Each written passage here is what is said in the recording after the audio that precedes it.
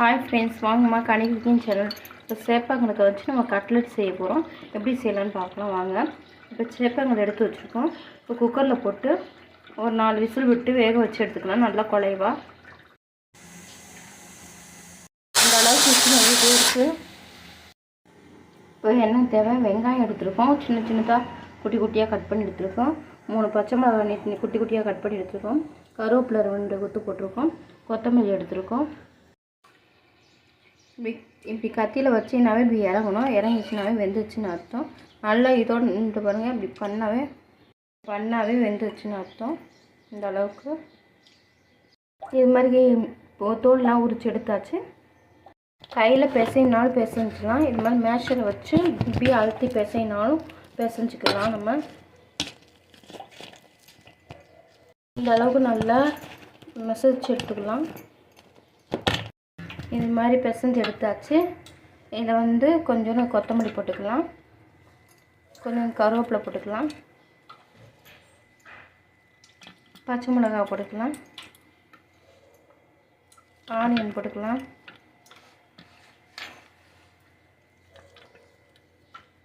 காரத்துக்கு நம்ம மிளகாத்தூள் போட்டிருக்கோம். லைட்டாக சில்லி பவுடர் லைட்டாக 1 ஸ்பூன் அளவுக்கு நம்ம போட்டுக்கலாம்.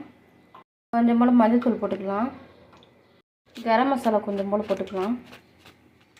நிறைய செய்கிறீங்கன்னா இருந்தால் ஒரு 1/2 கிலோ கிட்ட போடுறீங்கன்னா 2 ஸ்பூன் போட்டுக்கோங்க. 2 ஸ்பூன் அல்லது 1.5 ஸ்பூன் போட்டுக்கோங்க காரத்துக்கு ஏற்ற. கொஞ்சம் போல் செய்கிறீங்கன்னா 1/2 ஸ்பூன் இல்லை 3/4 ஸ்பூன் போட்டுக்கோங்க.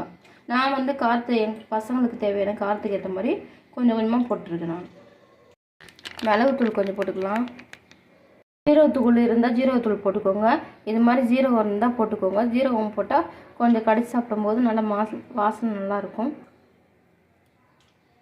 இது செய்யும்போது நம்ம தண்ணியே ஊற்றக்கூடாது. சேப்பக்கிழங்குல இருக்கிற ஈரமே போதுமானது. ஒரு 3 ஸ்பூன் அரிசி மாவு சேர்த்துருக்கேன். தேவைக்கேற்ப நம்ம போட்டுக்கலாம். இப்போ எல்லாத்தையும் ஒன்றா போட்டு பிசைஞ்சிக்கலாம்.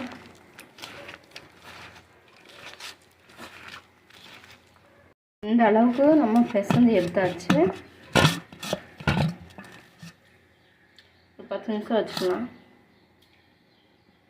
சோள மாவு கொஞ்சமாக போட்டுக்கலாம். கரைச்சி எடுத்துக்கிறதுக்கு கொஞ்சம் போல் தண்ணி ஊற்றிக்கலாம்.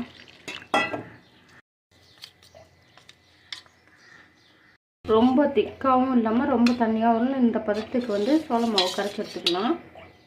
ரொம்ப தண்ணியாகவும் இல்லாமல் ரொம்ப இந்த மீடியம்ஸ் இதில்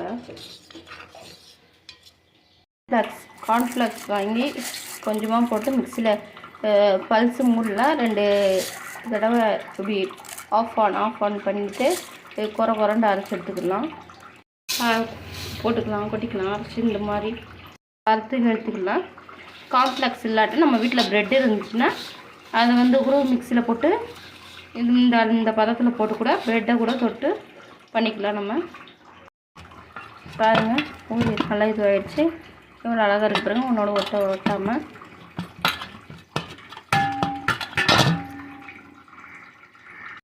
இது மாதிரி கையில் எண்ணெயை தடவிக்கிட்டு கையில் இந்த அளவுக்கு எண்ணெய் தடவிருக்கோம். இப்படி உருட்டை பிடிச்சிக்கிட்டு இப்படி பண்ணாவே இந்த சைஸ்க்கு நம்மளுக்கு எந்த ஷேப் வேணுமோ அந்த ஷேப்க்கு நம்ம எடுத்துக்கலாம்.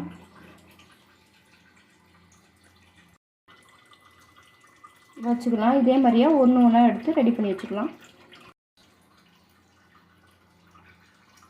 நீ ஆஃபண்ண நல்லா இந்த அளவுக்கு அழகாக வட்டமாக நம்ம பிடிச்சி எடுத்து வச்சாச்சு. இப்போ நம்ம வாங்க நம்ம இதை ஒன்று எடுத்துட்டு இதில் போட்டு இந்த கார்ன்ஃப்ளெக்ஸ் இருக்குல்ல இதில் போட்டு நம்ம இது பண்ணி வச்சுக்கலாம்.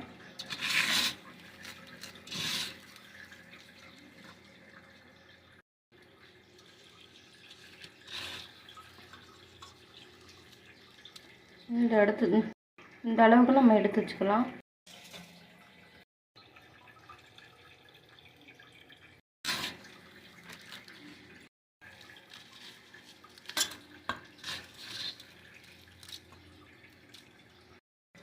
இது மாதிரி எடுத்து வச்சுக்கலாம். ஒன்று பால்ஸாக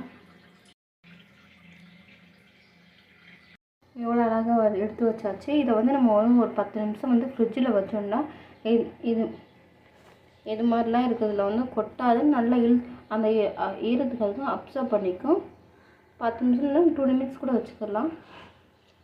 இல்லை எண்ணெய் ஊற்றிருக்கேன், எண்ணெய் காயட்டும். எண்ணெய் காஞ்சிடுச்சு, ஒன்று ஒன்றா எடுத்து போட்டுக்கலாம்.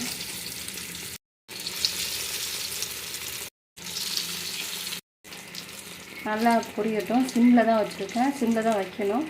ஏன்னா சேப்பங்காய் வந்து வெந்தது, அந்த வெங்காயம் அதெல்லாம் வேகணும். வந்து நம்ம ஒன்று ஒன்றா திருப்பிக்கலாம்.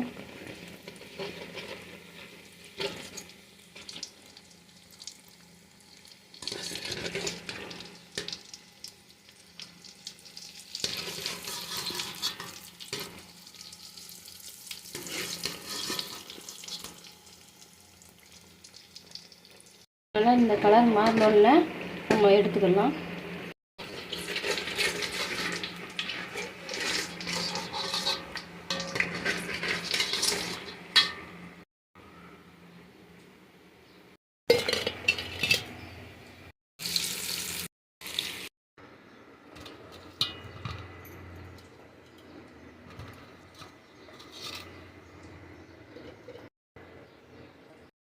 இப்போ நமக்கு தேவையான சேனக்கிழங்கு கட்லெட் ரெடி. நீங்கள் இது குழந்தைங்களுக்கும் செஞ்சு கொடுத்தா குழந்தைங்களும் விரும்பி சாப்பிட்டாங்க. இந்த வீடியோ பிடிச்சிருந்தால் லைக் பண்ணுங்கள், ஷேர் பண்ணுங்கள், சப்ஸ்கிரைப் பண்ணுங்கம்மா. டாட்டா பாய். எத்தனை பேர் இந்த சேனக்கிழங்கு கட்லெட் செஞ்சுருக்கீங்கன்ட்டு சப்ஸ்கிரைப் இது கமெண்ட் பாக்ஸில் கமெண்ட் பண்ணுங்கள்.